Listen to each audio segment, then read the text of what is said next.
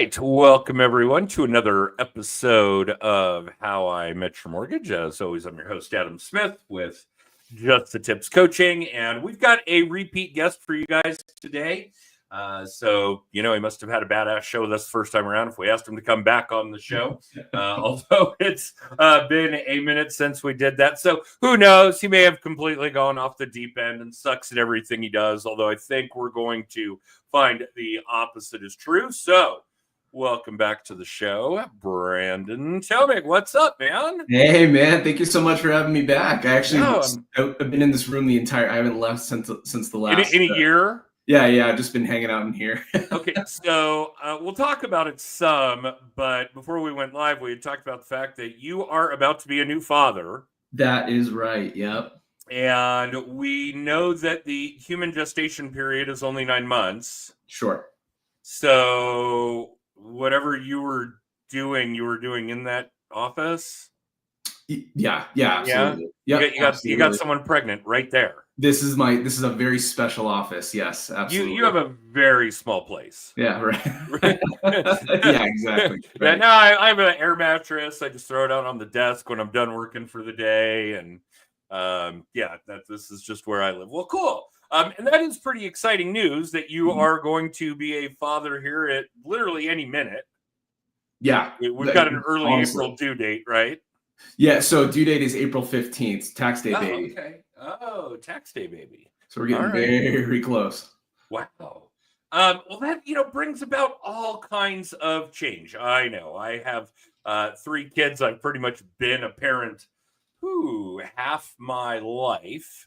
I'm not going to delve into that because I'm only 29 for those of you that would like to buy some real estate in the Everglades.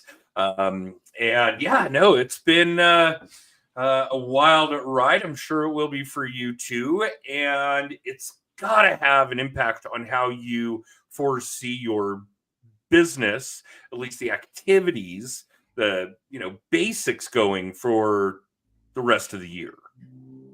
Yeah, absolutely. Well, it's kind of showed how much of a currency time is. Like, just even within the 9 month gestation period, the medical term, just for the 9 months, I realized how quickly that has gone by and how much my business has been, because you can measure it. I think a lot of us look at it in a year, right? Okay, so this was like last year was my best GCI year that I've ever had, gross commission income year that I've ever had, and that's how we look at it a lot. But now, looking at the whole, the pregnancy period being in trimesters, I was taking it at 3 month periods too. So I was like, oh man, my first trimester, or my wife's first trimester, was not a good business trimester for me. Second trimester was great, Yeah.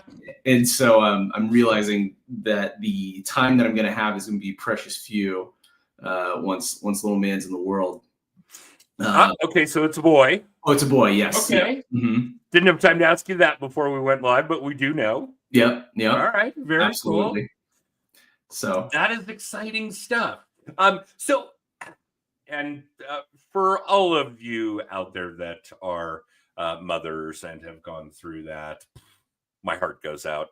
I'm not sure that men realize how lucky they are. I know that first trimester is brutal with your body going through so many biochemical changes. And I think from that point forward, it just never ends. I think women just have, brutal things to deal with from there on out physiologically. But it's obviously given you a good taste of what's going to be different in your real estate business going forward. Right. So let's back up a little bit and for those of you that want, Brandon's been on the show before. You could go back to that episode, give or take a year ago, and see what we talked about when it came to Brandon's lead gen and when it came down to Brandon's structure, his team structure. And I'm willing to bet that in a year's time, that shit has changed. Yeah, absolutely. Okay. So what are we up to now as far as where you're really spending your time in your real estate space? What are you doing? What chunk of time are you doing as far as lead gen? What does your team structure look like? And how are you going to be able to manage what is now a growing real estate practice, right? We just heard that 2024 was your top GCI year. Mhm. So we want to stay on that track. We Right. want it to continue to grow, but you are about to derail your schedule in a manner that you've never known. Yeah. Absolutely. So where are we now, and what are you going to do for the rest of the year to find that balance? I know that work-life balance phrase is bullshit, but Yeah, absolutely. yeah, but tell us where you're at now and what steps you've made to accommodate for the rest of the year. Yeah, absolutely. So I think last time on the podcast we talked about the table and how it had the 4 legs, and that any good lead gen, not in the entire system itself, should have something to stand on, right? So just relying on one source is not really enough. Yeah, no, Right. hardly. Who knows where the internet leads will be tomorrow, or like if somebody buys some other business. I mean, we've been seeing that a lot in the industry lately too. It's just like who Rocket Mortgage, didn't they just buy Redfin or something They like that? did. Yeah, Yep, that was big news this that's month big for sure. news, right? So if you imagine you had leads coming through one of those, it's completely changed everything, right? Yep. So let me maybe go backwards. And so team structure right now, so it's still just me doing every kind of by myself. Everything. Yep, absolutely. So that's kind of probably going to be the biggest change that I'm going to be focusing on this year, is growing my team, and having some people to Help. Yeah, Help. yeah. I wanted to say outsource, but but I mean, be able to build other people's businesses as well, and kind of show them how I built my table, and help them build theirs as well. And obviously try to expand that to a degree to where it's self-sustaining as well, which I know will take time, but realizing that I'm not going to have a lot of time to be driving all over the place and putting in contracts and stuff like that. So the way I'm doing it right now is actually Greg Luchek at the Luchek Group, a couple of his agents I've been working with. I've been kind of feeding them my leads as well, because I've been having an influx of leads via the internet. A lot of internet leads lately. And by lately, I mean over the last year and a half. Not exactly sure where that's from, but they've been helping me out big time. And so now I've kind of set up those systems where they're still on Greg's team, they're still doing work, but I can help grow their businesses as well. They're very well trained with his company. Oh, no doubt. Yeah, very well trained. Greg's a ghost these days because of all the work he puts in. Yeah. Coincidentally, we did finance a home for his son. He's actually down in the South. He's in the Navy. He's a submariner. Right. Yeah. Evan. But yeah, Greg is, I don't know how to describe this. I'm not sure that there are agents being churned out with better skills, better training than the ones Greg has gotten his hands on. Absolutely. And he has so much faith in people too. He'll take anyone. Doesn't matter, if you've had 5 years experience or 5 days or no days experience. It's if you can match his level, because if Greg, like his level of performance, the way he thinks is very quick, So if you're willing to stick with him and kind of be able to listen and take the notes and go with that, I mean, you're going to grow exponentially. But with that being said, I think people also want, or some of the people I've been working with. So Sydney Burnett, who you should definitely have on this show. She's amazing if you haven't already. I don't think we have. She's a huge help. She's newer in the industry, but I think we did the same amount of units last year, I believe. And a few of those were from my lead systems and listings that I was co-listing with her on as well too. So, but she's been incredible help as well. And we're planning for when I won't be able to leave this house probably for a little bit. Well, we know you've been sitting there for a year as it is. So. Yeah, right. As it is. Yeah. It makes it so hard to show houses. It really does. Yeah, absolutely. Been doing drone showings. Okay. All right. So you've kind of laid out a little infrastructure. I mean, you've known this is coming for 8 months. Mm-hmm. Yep. Well, maybe not quite that long, but I guess we knew it was coming someday, regardless, that Brandon would be somebody's parent. Yep. Yeah. Everybody going to take a little shock and awe from that. Brandon is going to be somebody's parent, ladies and gentlemen. Yeah. For those of you that really know him. Oh boy. I know. That's going to be a fun kid. All right. So what do you see progressing? I mean, let's assume that we go down this path. Things continue to grow and grow and grow. I don't expect it to have a rocket ship effect this year with the time constraints that you're going to have. Right. But I know that you would just as soon jump off a bridge before you'd let your business decrease year over year. Oh yeah. You're on a track that's well, it'll probably increase until you're at a point like the rest of our coaching clients where you can just step back and your business just does what it does. Right. Which is years to come, decades to come. Sure. Okay. So what do you think goes on for Q2, 3, 4? Because we know you're going to be busy. You're going to be sleep deprived.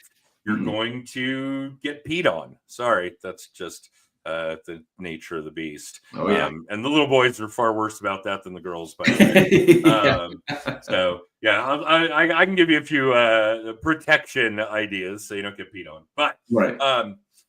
Basically, you've got to continue just by default.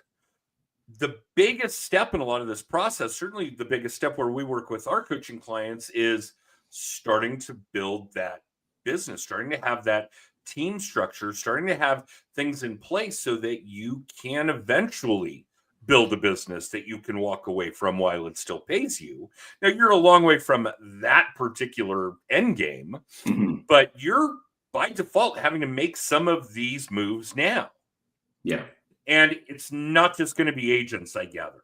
I'm guessing if you continue on this track with the increase in business and building up other people around you to help you pull some of that weight, you're going to need a TC. You're going to need an assistant. Yeah. I mean, are these things on the horizon for you this year? Yeah, absolutely. So a few things kind of in the planning phase. So when I first had my little team at the first point, it was way more run and gun. I was, I like talking to people. I liked, showing houses. I like meeting people. I didn't like sitting down and building the system and making sure there's lead flow, who goes to where to what, and that if this happens and that happens and everything.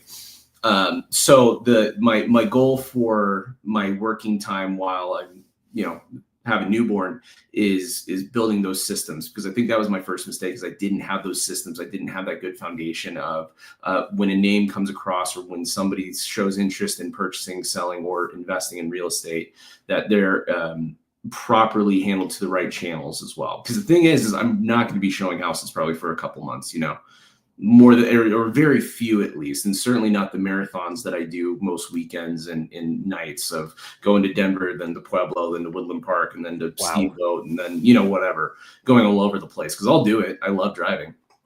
Not gonna be able to do that, so I'm gonna have a lot of free time, and so my hope and goal is to build that there. As far as personnel, I do already have a TC, Jen over at what's the name of the company, Select Closings, who's amazing.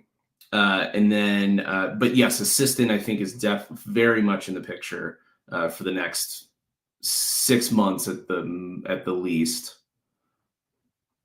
Yeah, I would say that's probably, well, and it'll become a permanent facet. And you and I haven't had this conversation yet, and I'm not sure that you're really there yet, but let's certainly make sure that you know it and that our audience knows it.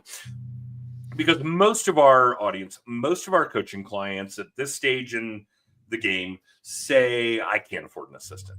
And my reaction to that is, you can't not afford an assistant. Right. And these numbers are a little out of date, so you guys bear with me. I'm old. And we've always talked about, hey, if you hired somebody part-time, 20 hours a week at $20 an hour, it's roughly $1,600 a month. Sure. But you have freed up 80 hours of your time, 80. Right. And could you find one more deal in 80 hours? Just one. Yeah. You had 80 hours to work on the lead gen shit that you needed more time for.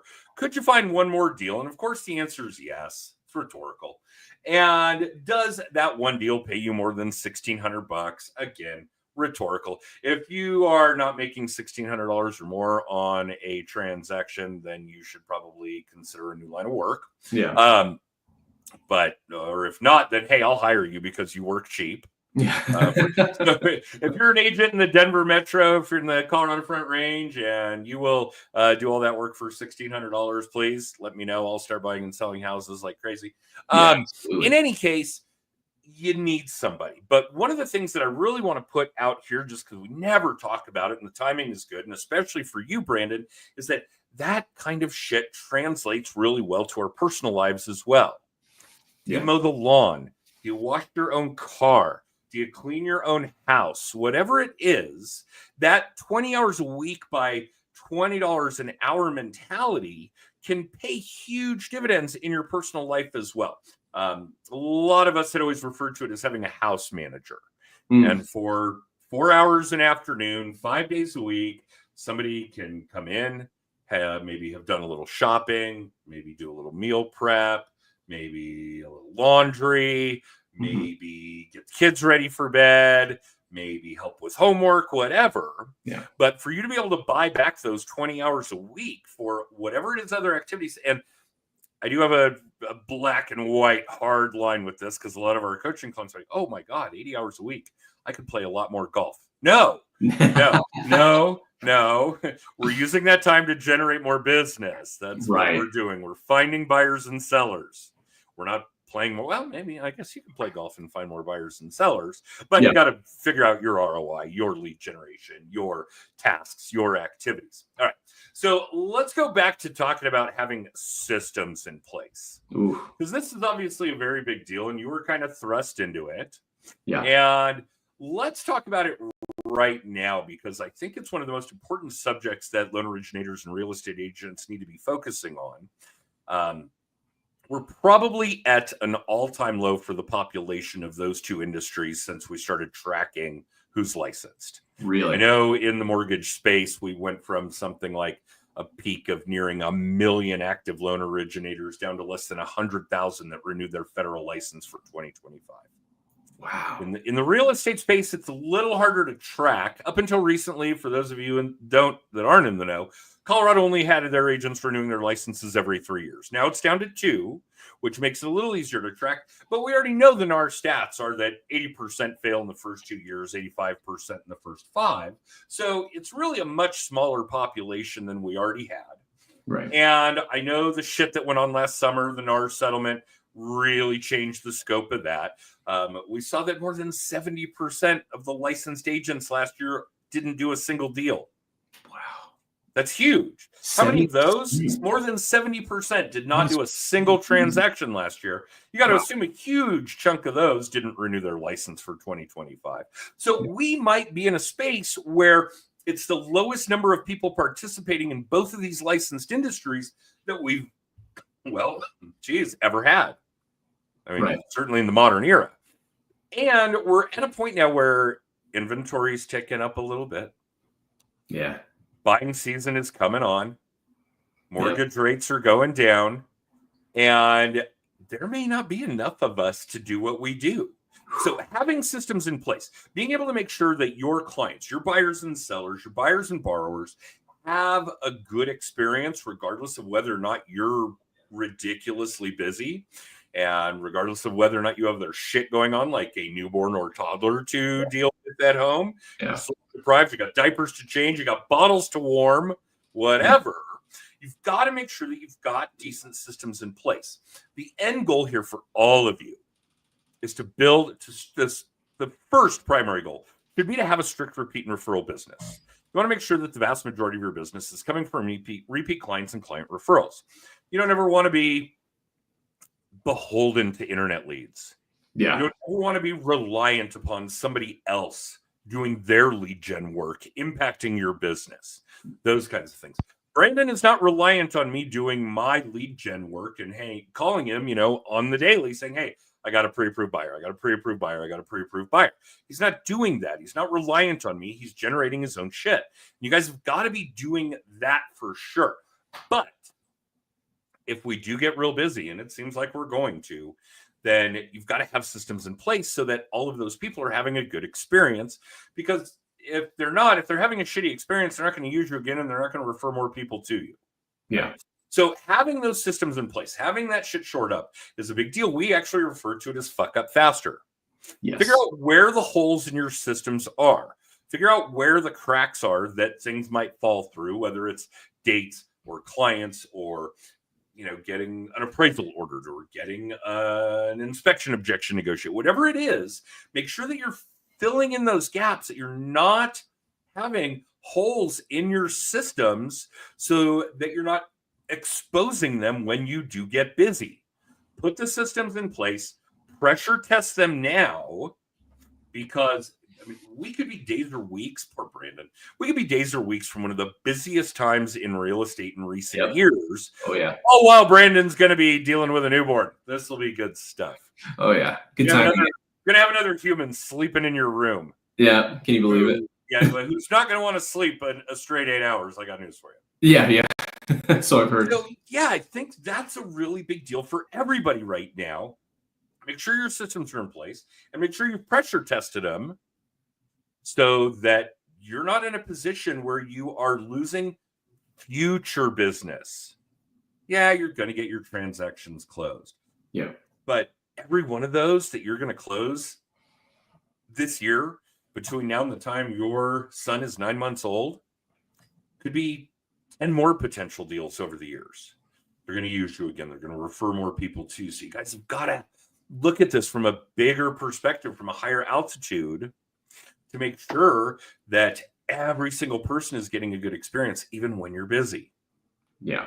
All right. So then hit us. What kinds of things are you putting in place in your system? What are you doing to pressure test it? What can all these other agents out there that, well, Brandon, I don't know if there are going to be a whole lot of agents out there that are going to say, I had my greatest commission year in 2024. Yeah. Because we already know more than 70% didn't do a single fucking deal. Right.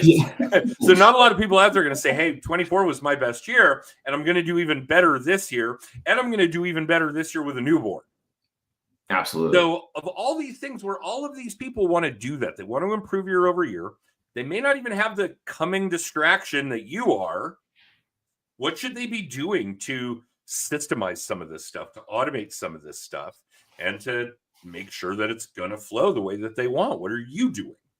Yeah. So one of my big focuses for last year was the past experience. Just when you're doing a lot of volume, I find that it's really hard to focus on a lead or a lead, I should say, a client after it's closed, right? It's closed. I already did all the work. The baby's out, so to speak, not to, belabor that there, but like the house is sold, you're done, right? Well, no, absolutely not. But I also understand why that gets hard when you're doing a lot of volume. You're like, okay, cool. So, not last month, 2 Mondays ago, I had 5 closings one day, and it was an absolute shit show going from. I forgot I could swear in this podcast.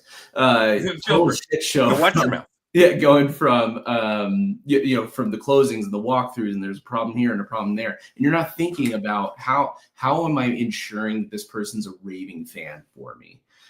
So what we've been working on over just like people like Keller Williams, Client's Choice, and just also myself too, is who do people call when the furnace goes out? Or, hey, I heard I need a new roof. Do you know anybody? It's time to do my spring cleaning. Can you send your cleaner back and everything like that? So right now we're trying to build systems to where, yes, I was your real estate agent, but who do you need that I know? Because I use every single one of the tradespeople and the cleaners and the landscaping people. I have a whole Rolodex, so to speak, of those names that I can give you. And who are they? Why are they calling me? Because they love me and they trust me to sell the house as well. And what I found, and that's something I kind of put in place in 2023. And what I found in 2024 is that now it wasn't just calls about, hey, do you have anybody who can rewire my garage? It was, hey, my brother's coming to town and really wants to move here. He wants to go see Woodland Park. Would you mind showing him around? Yeah, no problem. Contract written that next weekend, right? So when I'm looking at all the units I had last year, it was half organic from sphere of influence / past clients. I kind of lump those into one because I know they're separate and you kind of pertain to them separately, but that was about half my business. And the other half was from lead generation online or through other sources. All right. So you've covered 2 really important subjects here that we focus on quite a bit. It's just that we don't think about on the podcast how to break that down and really make it work for people. The bottom line is that you guys all have to know everybody in every aspect of anything that could positively impact you, your business, your clients. Okay. And Brandon hit it on the head with this. As far as the tradespeople, that's got to be priority number one. The roofer, the plumber, the electrician. Take it a step further, the auto mechanic. Yeah. The daycare provider. Mm-hmm. That's going to be a big one. Yeah. But literally, guys, what Brandon is talking about is the stages of becoming a referral source to being a trusted advisor. If somebody if they have a question, there's something up with their roof, they're going to call Brandon. The next step in that, what he's referring to, is being the trusted authority. So it's not even a matter of somebody calling Brandon and looking for a name and number of somebody who can fix their roof. He's going to give it to him, and they're just going to take it at face value. I am calling this fucking guy that Brandon just referred. He is my trusted authority. That is a really, really big step to go from trusted advisor, where people do seek you out for that kind of help, to trusted authority, where people just do what you say. That is huge. And yeah, a big part of that is making sure that those people that are in that circle of yours are ridiculously good at what they do, are worthy of being in your trusted authority circle, as it were. So that one's really, really big. But I think even bigger, and Brandon really hit the nail on the head with this one, guys. He had 5 closings in a single day. He didn't have time to do shit that day, except put out whatever last minute fires there were. Most of you that are just buyers and sellers and don't run in these circles don't even know what those were, right? Yeah. Brandon and I will tell you, without equivocation, on every deal, there are 100 fires to be put out, and the buyer, seller, borrower never even knows they went on. Nope. Never even know. And a bunch of those can certainly come on closing day. Fine. But he didn't have time to do anything else that day. Brandon, that isn't going to get any easier with a newborn. No. Just want you to know. Okay. So I am so glad that you're so prepared for the time and mental and physical strains that this is going to apply, because I wasn't. And it's huge. All right. Prepared's an interesting word. Yeah. Okay. Aware. Yeah. Aware. That's okay. Probably better. So, but what this leads to, and this is like probably the biggest trap, the biggest pitfall that everybody in our industry deals with, is that I get busy working in my business and I'm not working on my business. What Brandon is referring to here is situations where, yes, he absolutely has to have his focus drawn away from working on his business to deal with those things. Fire's got to go out. You got to go to your closings, whatever the case may be. But he's not going to let that, and certainly as we're coming into spring and summer, impact the time he's going to spend doing his lead gen, because he knows that the people that are really good at this do, although the majority of the industry seems to have forgotten, or does forget every year, that you have to do that work. You have to work on your business. You have to work on your lead gen. You have to work on your systems every day, every week, every month, year round, regardless of the fact that you had 5 fucking closings on Monday. Yeah. You have to keep doing that. And the pitfall, the evidence of it took me years to figure this out. Why the hell are all the mortgage and real estate conferences in the fall? Well, because we as an industry think that business slows down in the fall. It really doesn't. No. Well, it does for you because you weren't doing your lead gen work. Not you, Brandon, but yeah, right. All of you listening. You weren't doing that lead gen work in the spring and summer when you were really busy working in your business. So, now things have slowed down in the fall. Yeah. And you didn't figure it out until winter. So winter was totally dead. How many real estate agents take Thanksgiving to New Year's as a holla month? Not a holiday, right? It's a holla month. Holla month, yeah. Right? Seriously. And then come the new year, you figure it out. Oh, shit, I got to get back on my lead gen. And you do. Yeah. And then it's busy again in the spring and summer. If you guys would focus on that activity, your systems, if you would focus on your lead gen and those systems, every day, every week, every month, regardless of what month the calendar says it is, regardless of what is being thrown at you with 5 closings in a single day, then you're off that roller coaster. Right. You're not just busy in the spring and summer. You're busy year round. You have income year round. You're generating revenue year round, right? But you have to be consistent and constant with the beginning aspects if you want consistent and constant results. Right. Adam, would you say, like, everybody's summer market has already been figured out at this point. Like if you haven't been doing between now and probably April too, like if you have a good pipeline going into the summer, that's built now. Oh yeah. That was probably also built in the winter too, as well. But I mean, it should have been continuously being Oh, built. sure. Well, and I would say the heart of your pipeline, if you're really good at what you're doing, is probably a 90 to 180 day cycle, right? Right. So yeah, for the most part, where are we at here? Let's call it April. Yeah, your pipeline's probably structured well into the summer at this point. It's pretty determined what kind of summer you're going to have, Yeah. Well, we know what kind of summer you're going to have. Yeah. Well, yeah. Very good point. Very good point. It's going to be heavy on coffee and diapers. Oh boy. Yeah. Oh boy. But yeah, this is one of the biggest things, and I know that you didn't really mean for me to go off on a tirade or get up on my soapbox about this. No, I love it. I think this is one of the biggest issues that faces everybody that's doing real estate, everybody that's doing mortgages, and some of our other niches where we have coaching clients come from, like car sales and financial planning and insurance, so on and so forth. Same kind of impact. You guys want to have constant and consistent results. You want to have closings in December and January. You got to roll that back. You need to be constant and consistent with the activities that lead to closings 3 months earlier, 6 months earlier, 12 months earlier. Please, every one of you, understand that what you're doing now, that lead gen work you're doing now, those systems you're putting in place now is framework for what your business is going to look like in a year and 3 and 5. Now, granted, some of that may pay dividends in 90 days or 180 days, but it's a marathon, not a sprint. Right. Please focus on the bigger picture. Please get those lead gen systems in place. Get those transaction systems in place. Be constant and consistent with all of that activity, regardless of what season it is, so that you're still having success when your industry calls it the off season. Right.